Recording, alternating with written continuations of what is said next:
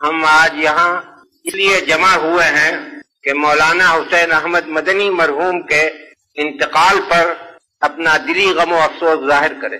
مولانا مرحوم نے ملک کی جو شاندار خدمتیں کی ہیں ان کی بڑی قدر و قیمت ہے، اور وہ اس درجہ شاندار ہیں کہ ہم انہیں فراموش نہیں کر سکتے۔ ابھی ان کی عمر بہت چھوٹی تھی کہ ان کے والد اپنے وطن فیض آباد کو چھوڑ کر حجاز چلے گئے، اس خیال سے کہ اپنی زندگی کے آخری دن مدینہ منورہ میں بسر کریں۔ یہ بھی ان کے ساتھ چلے گئے۔ جو لوگ حجاز چلے جاتے ہیں ان میں اکثر ایسے ہوتے ہیں کہ جو اپنے گزارے کے لیے وہاں کے جو کچھ اوقاف ہیں اس پر اعتماد کرتے ہیں، لیکن ان کے خاندان نے ایسا نہیں کیا۔ انہوں نے وہاں مدینے میں بساتی کی ایک دکان کر لی تھی، اور اس سے جو آمدنی ہوتی تھی اس سے اپنے خاندان کا گزارا چلاتے تھے۔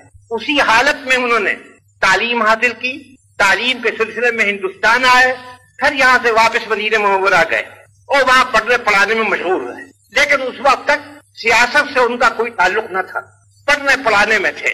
سن 1916 میں جب مولانا محمود الحسن دیوبندی مرحوم حجاز گئے تو یہ وہ زمانہ تھا کہ آپ لوگوں کو یاد ہوگا کہ شریف مکہ برٹش گورنمنٹ سے مل کر بغاوت کا انتظام کر رہا تھا۔ چنانچہ ان کی موجودگی میں شریف نے بغاوت کا جھنڈا بلند کیا۔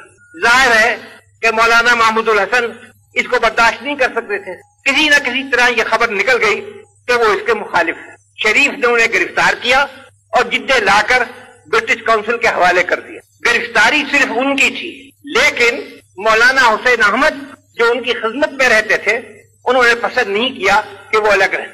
انہوں نے بھی اپنے کو پیش کیا، چنانچہ ان کو مالٹا میں لا کر رکھا گیا۔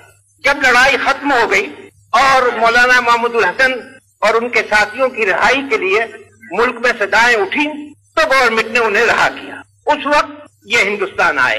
کچھ دنوں کے بعد کلکتے کی جامع مسجد میں نے ایک مدرسہ جاری کیا تھا تاکہ نان کوآپریشن کے سلسلے میں جن طالب علموں نے مدرسہ کالج کو چھوڑا تھا ان کی تعلیم کا انتظام ہو۔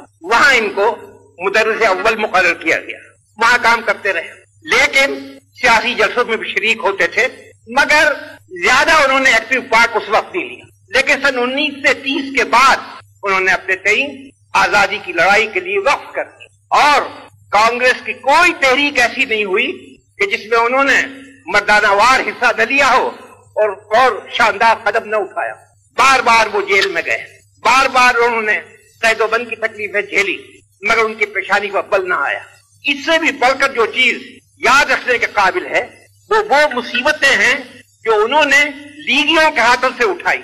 سن 45 میں جب الیکشن ہوا تو کانگریس کے امیدوار بھی کھڑے کیے گئے، چنانچہ مولانا حسین احمد مرحوم نے ملک کا دورہ کیا اور ہر جگہ لوگوں سے اپیل کی کہ جو کانگریس کے امیدوار ہیں ان کو ووٹ دیں۔ اس پر لوگوں نے جس غیر شریفانہ طریقے سے بعض مقامات پر ان کی مخالفت کی، حتیٰ کہ ضلع ہگلی کے ایک مقام پر تو ان کی جان کے لالے پڑ گئے تھے۔ اگر ریلوے پولیس نے مداخلت نہ کی ہوتی تو ان کے لیے جان کا خطرہ پیدا ہو گیا تھا۔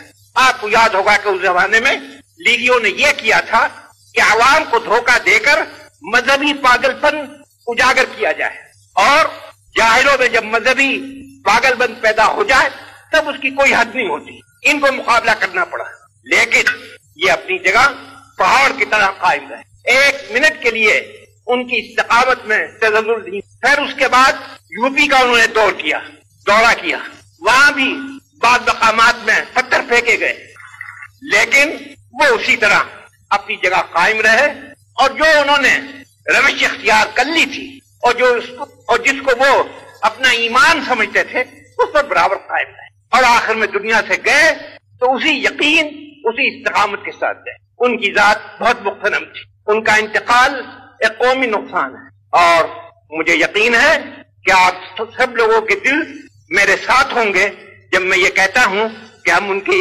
وفات کو ایک قومی نقصان سمجھتے ہیں، اور ان کے لیے درگاہ خداوندی میں دعا کرتے ہیں کہ اللہ تعالی